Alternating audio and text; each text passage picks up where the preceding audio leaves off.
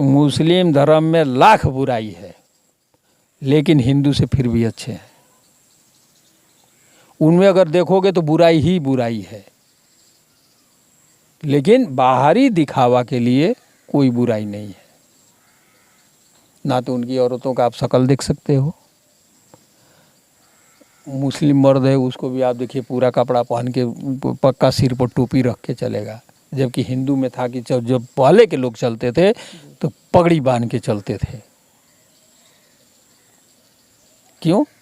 आज वो कहाँ चला गया सब। नमस्कार, स्वागत है आप सभी का राजभा एक्सप्रेस में। मेरा नाम संतोष भारद्वाज और मैं इस वक्त गाजीपुर में है और हमारे साथ में एक ऐसे शख्स हैं जो कि राजभर समाज का संगठन चलाते हैं और उस संगठन का नाम है राजभर सहयोग सेवा समिति। और इन्होंने राजभर समाज की जो स्थिति है, वर्तमान स्थिति, इस दयनीय स्थिति से बेहतर स्थिति में लाने के लिए काफ़ी संघर्ष कर रहे हैं सर। तो आइए हम सर से पहले परिचय जानते हैं और पूरी एक्टिविटी के ऊपर चर्चा करेंगे, इस संगठन के बारे में पूरी जानकारी लेंगे। सबसे पहले सर स्वागत है आपका।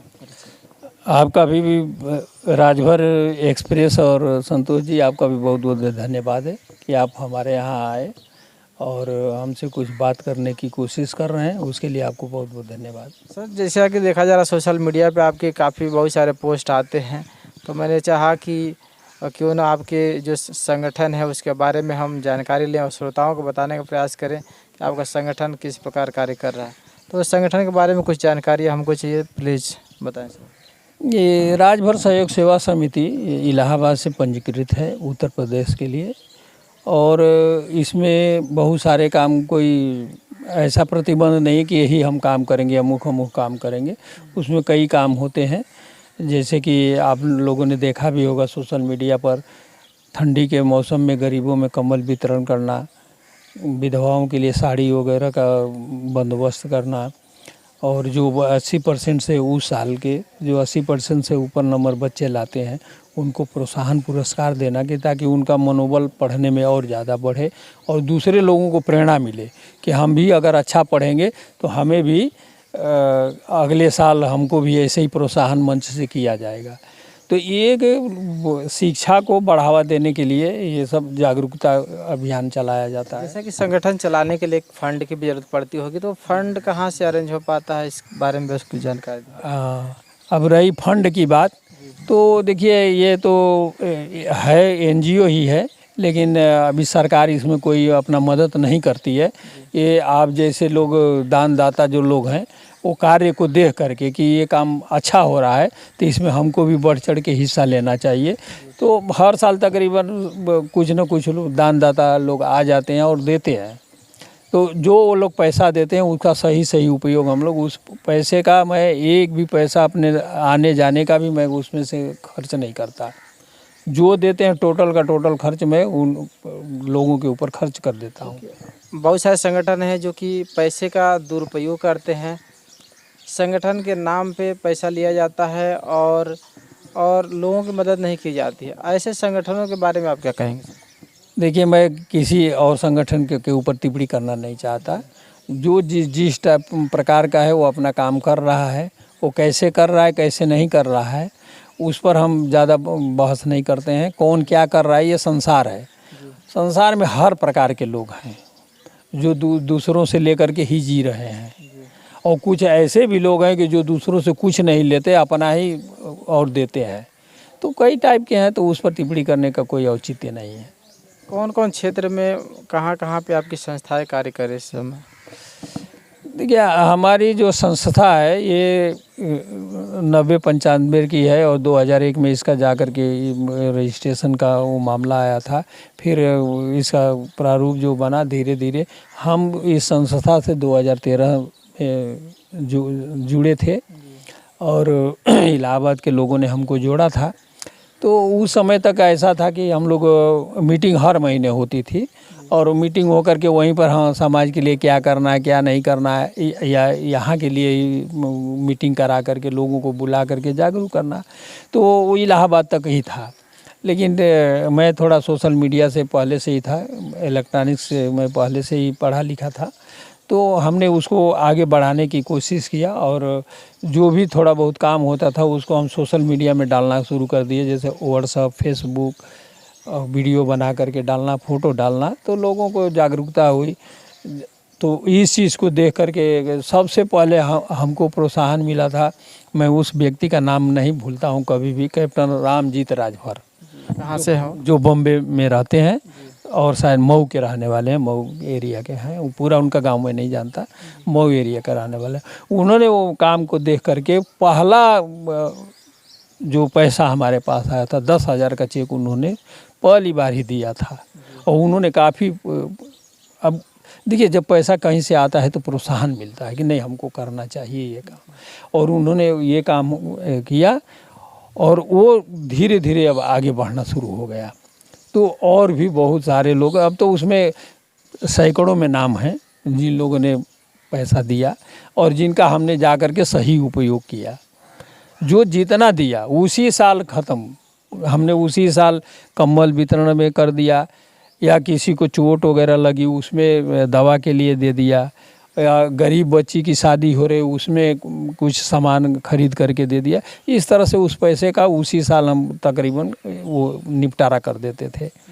और वो आप सोशल मीडिया में भी वो हिसाब किताब 2013, 14, 15 वगैरह का देखेंगे तो सोशल मीडिया पे भी पड़ा हुआ है।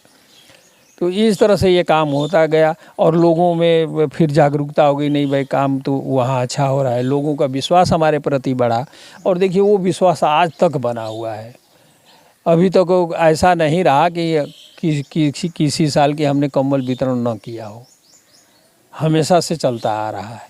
आज क्या कुछ नया चल रहा है आपके संगठन में और क्या प्लानिंग है आगे के लिए सर?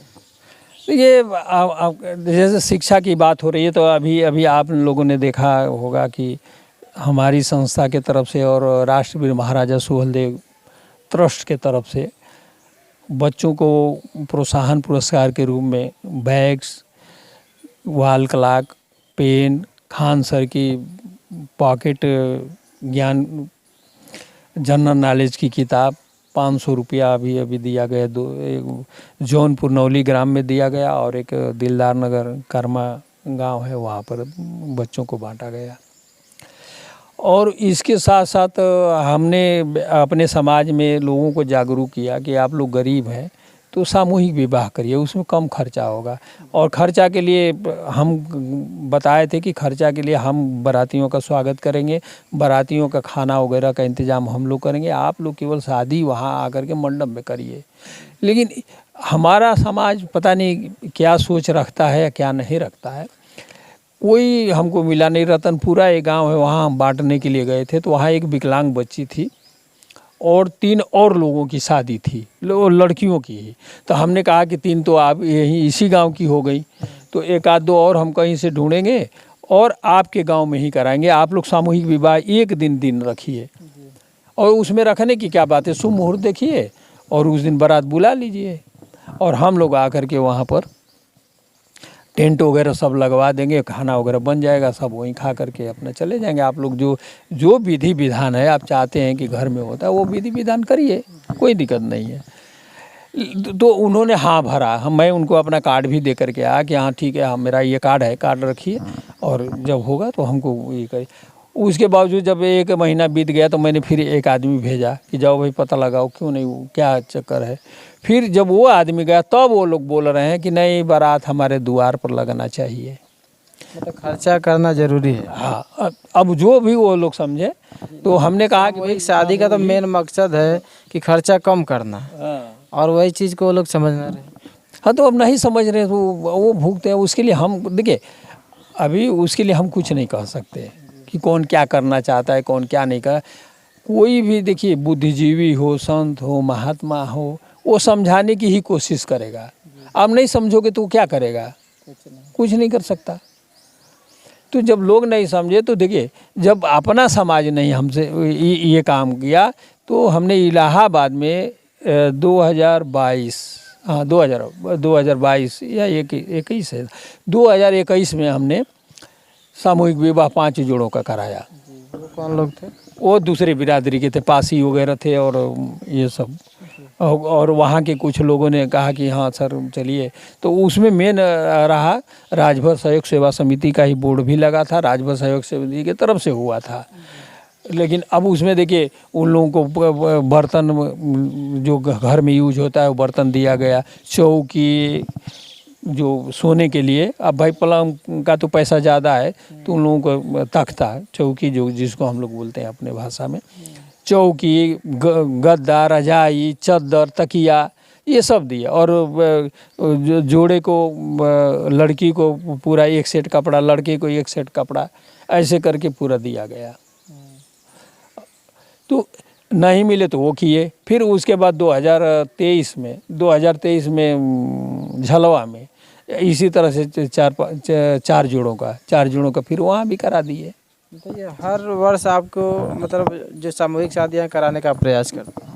हाँ, हम तो सोचते हैं देखिए जैसे पैसा आता है हमारे पास, तो जो पैसा देता है उससे हम सलाह लेते हैं कि भाई जो आपने पैसा दिया है इसका हम क्या करें। कंबल बंटवाना चाहते हैं या ये काम कर दे तो कैसा रहेगा, तो उसकी मर्ज़ी से करते हैं। हम अपनी मर्ज़ी से कोई नहीं करता हूँ ना। मेरा तो सीधा फंडा है कि आप अगर पैसा दे रहे हैं तो आपकी मर्ज़ी से काम होना चाहिए। अभी जैसे कैप्टन रामजीत जी थे, उन्होंने 10,000 दिया था, मैं उनको बोलता रह गया कि सर आपके गांव में मैं बंटवाना चाहता हूं, आप आइए आपके गांव में बंटवाते हैं, आपके भाई दया जो भी होंगे। उन्होंने क्लियर मना कर दिया, नहीं भैया आपको हमने पैसा दे दिया, आप जैसे मर्जी वैसे खर्च करिए। और उन्होंने आज तक उन गांव में नहीं बंटवाए, जो भी रीज़न रहा वो प्रभु जाने। तो ऐसे कई लोग हैं जो पैसा दे देते हैं और ये नहीं कहते कि हमारे ही गांव में बंटवाइए चाहे यहाँ, वो ये बोलते हैं कि आपकी इच्छा जहाँ आप देखते हैं कि यहाँ उचित है लोगों को देना, वहाँ आप दीजिए। हाँ, क्योंकि कैसा है आप समाज में घूम रहे हैं तो आपको जानकारी ज़्यादा है कहाँ पे गरीब लोग हैं, किसको ज़्यादा ज़रूरत है, और पैसा उन्होंने दान में दिया है, गरीबों के नाम पे दिया है, तो ये चीज़ जानकारी शायद आपको इसके लिए उन्होंने बोला। हाँ, इसी वजह से बोला है। और बहुत लोग अभी भी दे रहे हैं तो कहते हैं कि भैया हमारे यहाँ बंटवा दो, और हमको भी खुशी होती है कि आपने जब दिया है तो चलो आपके यहाँ ही बंटवा देते हैं। अब यादव का लड़का आज 3 साल हो गया लगातार वो अपने यहाँ ही बंटवाता है, पैसा देता है। तो हमको जा करके पैसा दे रहा है वो, हमको केवल अपना बैनर ले जाना है, अपनी गाड़ी से जाना है, चाहे अपने खर्चे से जाना है, हमारा इतना ही वहाँ रहता है, बाकी तो सब उसी का है। लेकिन पैसा वो संस्था को देता है, खरीदते हैं सामान हम ही।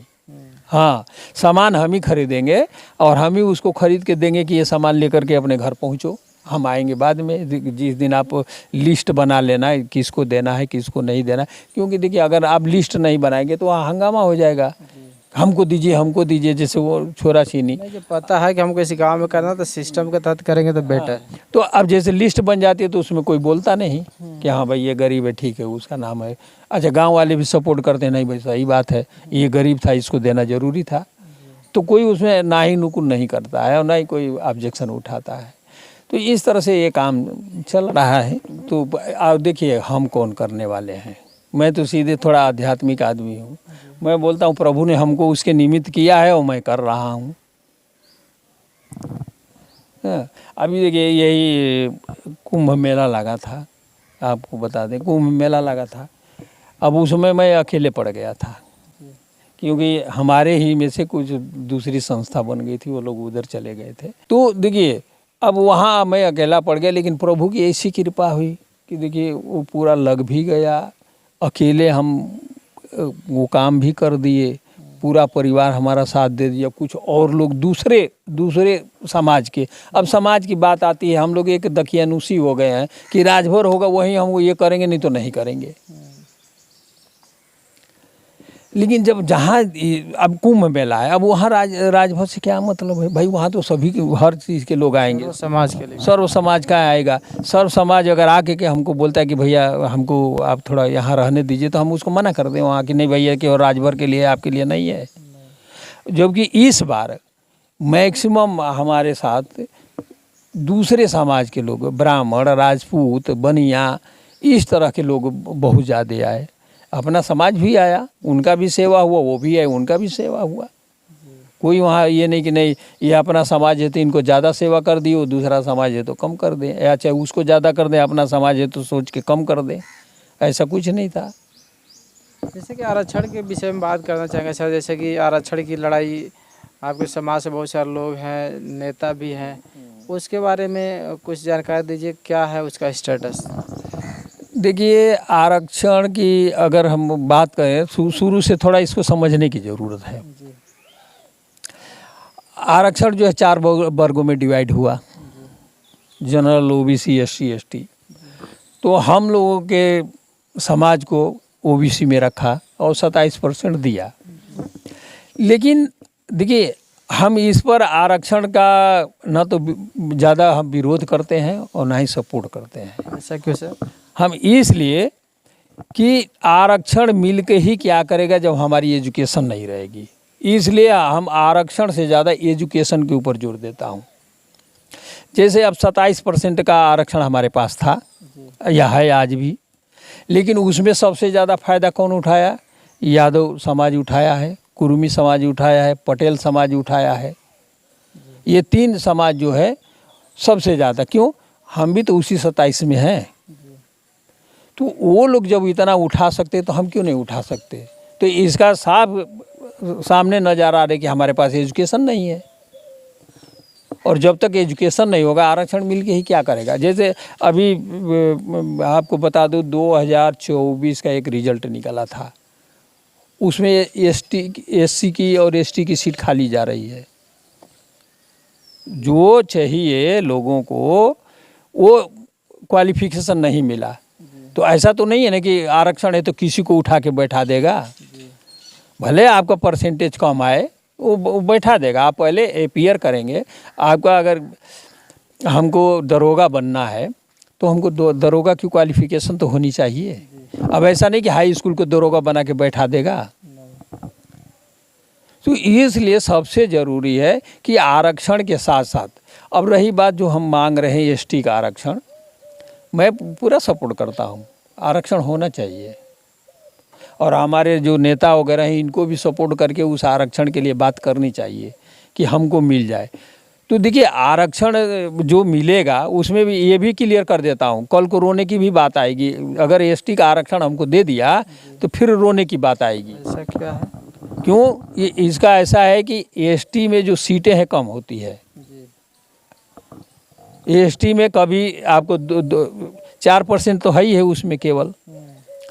तो अब आप सोचिए कि मैं इसलिए ये कहता हूँ पढ़ने के लिए कि आप कहाँ 27%, अगर आप पढ़े लिखे होंगे तो 27 के 100 में 27 हो सकते हैं। लेकिन यहाँ पढ़े लिखे होने के बाद भी 100 में अगर पूरा का पूरा सीट आपको मिलती है तो 4 ही होंगे, उससे ज़्यादा नहीं होंगे। पॉसिबल नहीं है 4 के 4 मिलना। अब ये तो आपके ऊपर डिपेंड करता है ना कि हम चारों ले सकते हैं कि नहीं ले सकते। भाई उसमें और भी तो जातियां हैं, वो भी तो फाइट करेंगी। तो आप बताइए कि जो परसेंटेज हमको ज़्यादा है उसको हम छोड़ करके कम में भाग रहे हैं, और फिर हम कहेंगे कि हाँ हमको आरक्षण नहीं मिला। आपको 27% आरक्षण में आज भी लोग गुमराह लोगों को कर रहे हैं कि राजभर को आरक्षण नहीं मिला। अरे जात के नाम पर थोड़े आरक्षण किसी को मिलेगा। अगर जात के ऊपर बांटने लगे तो आरक्षण आपका 100% ही है और जातियां हजारों हैं, तो किसको किसको आरक्षण कहाँ कहाँ मिलेगा? ये हमको फाइट करना चाहिए कि एजुकेशन हो। और जो अभी आरक्षण का जो अभी जो चल रहा है कि पहले क्या था कि ओबीसी, एसटी हो, एससी हो, अगर वो जनरल में मीट करता है, जनरल में उसका परसेंटेज आता है जनरल के बराबर, तो वो जनरल में जाता था। और जो उसे कम था तो फिर वो अपने कैटेगरी में फाइट करता था, उसमें मेरिट बनती थी। तो अभी क्या है कि सवर्ण ने उसको सुप्रीम कोर्ट में मुकदमा करके और अपना बहस करके ये कह दिया कि नहीं, जब हमने इनको आरक्षण दे दिया तीनों कैटेगरी को, तो अपने आरक्षण में वो करें फाइट, हमारे में क्यों आएंगे? तो हम आरक्षण के चक्कर में 50% आरक्षण ऐसे ही सवर्णों को दे दिया। आरक्षण हम लड़ रहे हैं, हमको चाहिए, लेकिन हम अपने के चक्कर में उनको 50% दे दिए। अब बताओ 50% आरक्षण 15% आबादी वाला ले रहा है और उनके बच्चे ज़्यादा हो रहे हैं और आपके कम हो गए। इस बात पे किसी का ध्यान ही नहीं। तो ये सोचने की बात है ना भाई, ये आप सोचोगे तब ना।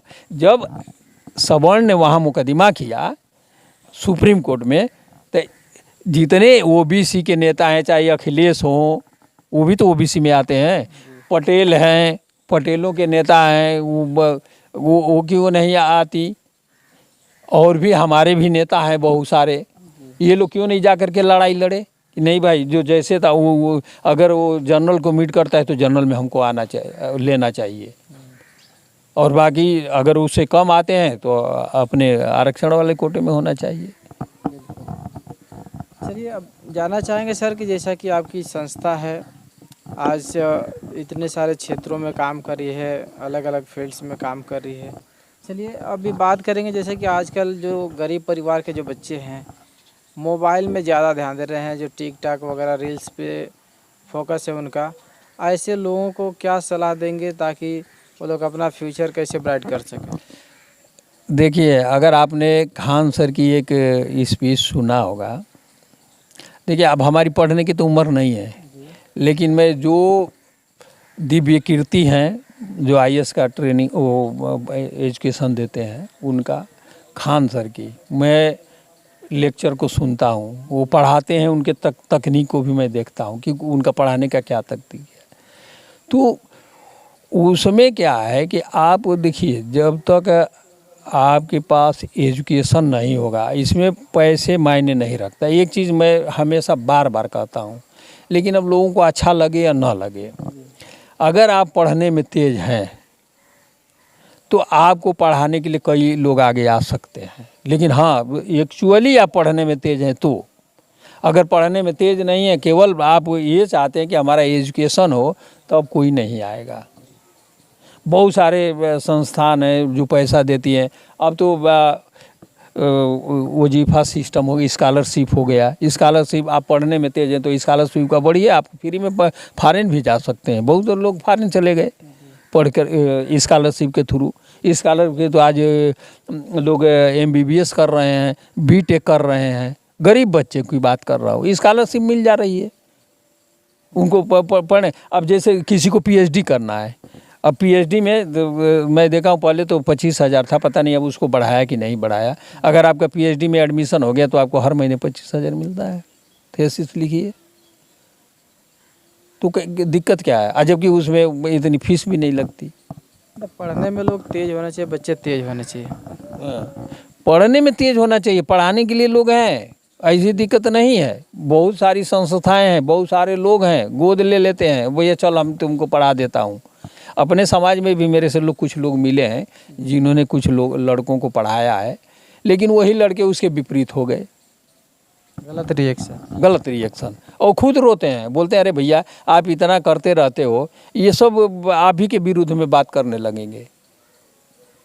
जिन्होंने पढ़ा करके नौकरी दिलाया, और बात भी सही है, मैं खुद ही उसका भुक्तभोगी हूँ। एक लड़के को आर्मी में भर्ती कराया, हैं, भर्ती होने के बाद वो हमसे आज तक फ़ोन ही नहीं करता।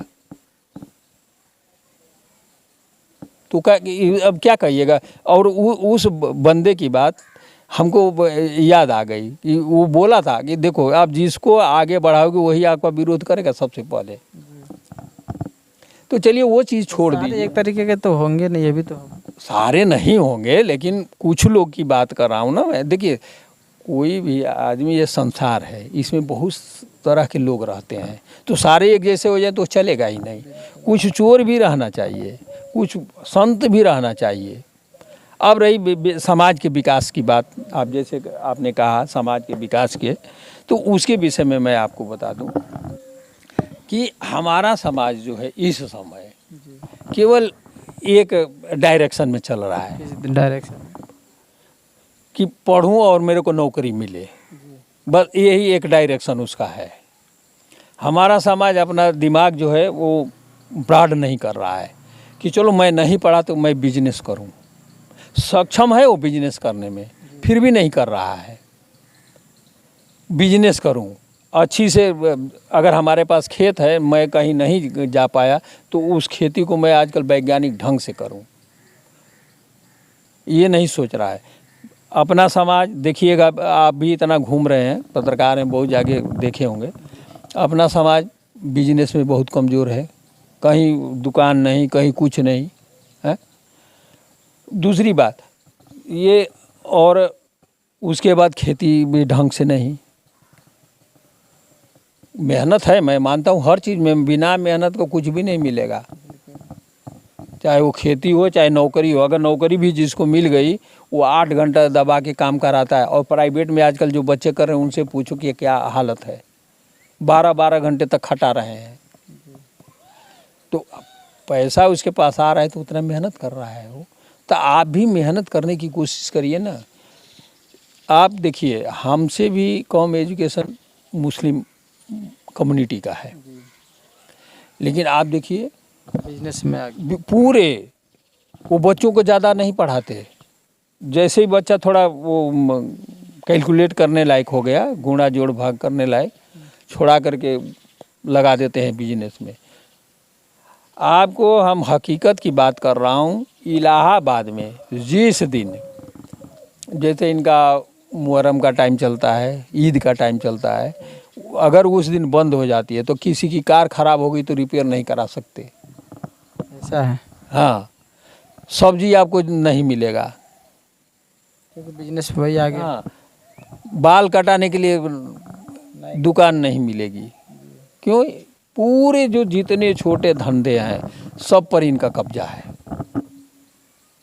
हम एकदम डिपेंडेंट हो गए हैं उनके ऊपर, और फिर बोलते हैं हमको रोजगार। हम लोगों में क्या हो गया है कि एक हम केवल सरकार को दोष देना शुरू कर दिए हैं।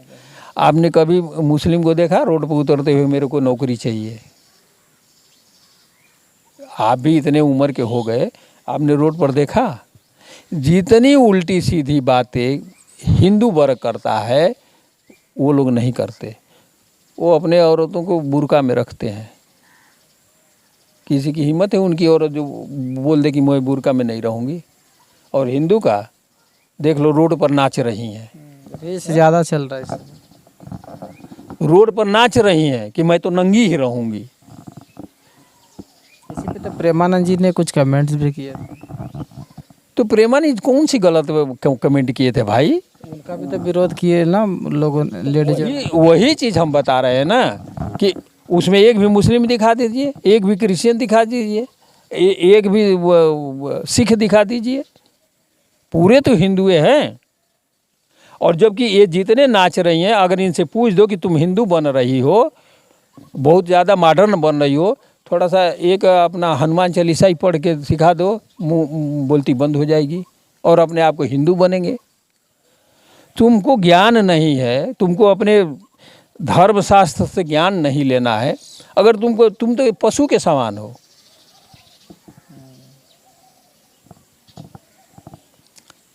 जैसे पशु है, उसको खाना डाल दिए, खा लिया, बाकी फिर टट्टी करके कर दिया, आप हटा दिए, उसको और कोई काम करने की ज़रूरत नहीं है।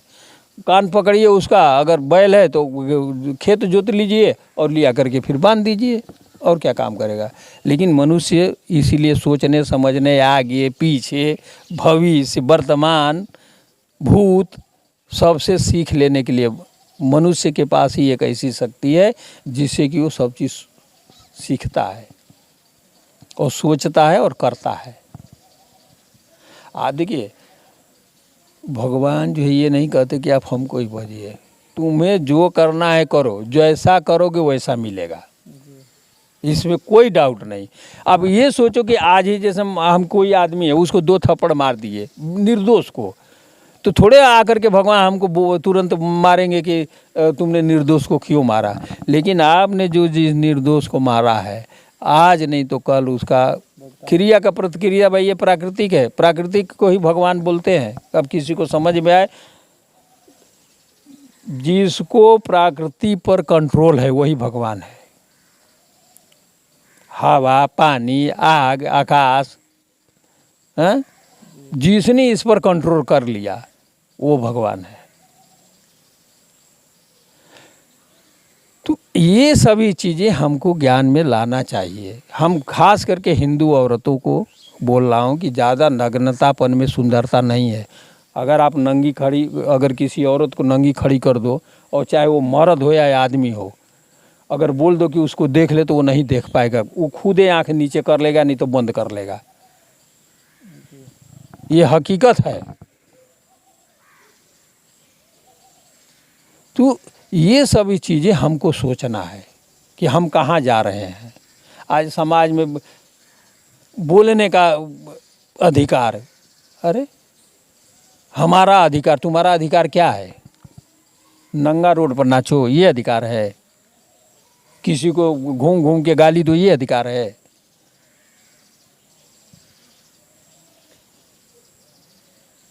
तुम्हारा पढ़ने का अधिकार नहीं है?